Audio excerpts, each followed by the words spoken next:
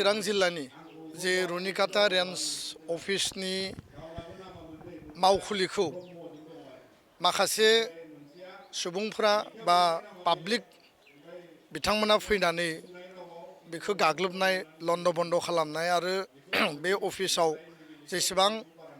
माने प्रपार्टि दंमोन गारिनिफ्राय अफिसनिफ्राय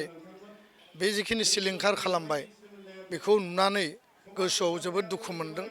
आरो गोथौयै आङो बे घटनाखौ सोंखारिदों। बे थासारिया मानो जाखो आरो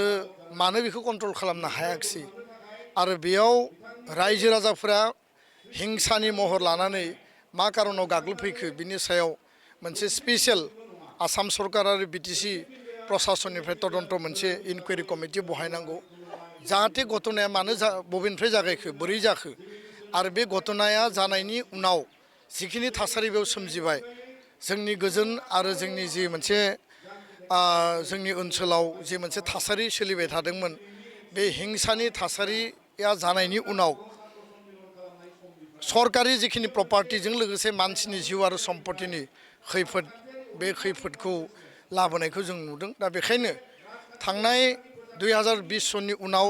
बिटिसि बिटिआर ओनसोलाव कुनु बेबायदि दाङाबाजि हिंसायारि थासारि मानसिनि जिउ आरो सम्पति खहा जानाय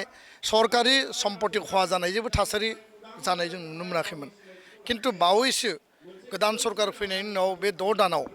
प्राय बेबायदि हिंसानि घटना मानसिनि जिउ जोबनाय जिउ गोमानाय सरकारि सम्पति थासारि बेखौ सिलिंखार खालामनाय आरो सुबुंनि जिउ आरो सम्पतिनि खहा खालामनाय थासारिखौ नुनानै बियो मोनसे सोमोनांथाव थासारि बा जाथाय होननानै आङो बुंनो सानो। बेखायनो जाहाथे पुनराबृत्ति जाया बिटिआरआव बिटिसिआव कुनु हिंसानि थासारि जाया कुनु संघात आरो कनफ्लिक्ट दाजाथों आरो बेखायनो बिनि सायाव तदन्त नांगौ आरो सोर खालामदों मारै खालामदों मानो खालामखो दायनिगिरिया सोर बिनि सायाव बिसार जानांगौ आरो बयखौबो गोजोन आरो सान्थि लाखिनो थाखाय आं खावलायदों। आरो बे बिथिङाव आथिखालनि सरकारा थारैनो रैखाथि होनायाव बा जोंनि जिबन आरो सम्पतिखौ रक्षनाबेक्षन होनायाव गोजोनखौ गोजोर खालामनायाव गोजोरै लाखिनायाव पिसखौ मेनटेन खालामनायाव बिथांमोना फेलार जादों आरो बे फेलारा मानो जादों दानि आथिखालनि सरकार सालायगिरि बिथांमोनाबो बिनि सायाव नायबिजिरनाया गोनांथि दङ। खारन रिपिटेड बेबायदि घटना जाबाय थानाया जोंनि ओनसोलाव जौगानायखौ होबथागोन ओनसोलनि इयुन थासारि इयुन जोलैनि थासारिखौ होबथागोन आरो जोंनि जे हा हु धोन सम्पतिनि जे रैखाथि बा बेखौ प्रटेक्सन होनांगौ बिनि बेलायाव बे खैफोद लाबोगोन। दा बेखायनो आथिखालनि सरकारखौ आं खावलायदों काउन्सिल सरकारखौ हाग्रामा महिलारि दैदेननाय सरकारखौ जे बिथाङा ल' एन्ड अर्डार सिटुएसन आरो पिस मेनटेन खालामनायाव जि फेलार जादों बे फेलारनि सायाव नायबिजिरनानै सरकारा दायित्व लानानै खामानि मावनांगौ। खोथाल' बुंबा जाया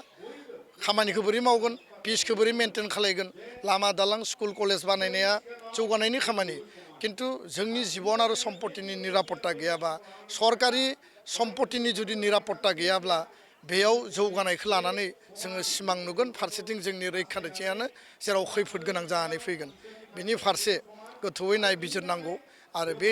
थासारिखौ आङो गोख्रोङै सोंखारिदों आरो गोजोनखौ मेनटेन खालामनो थाखाय गासै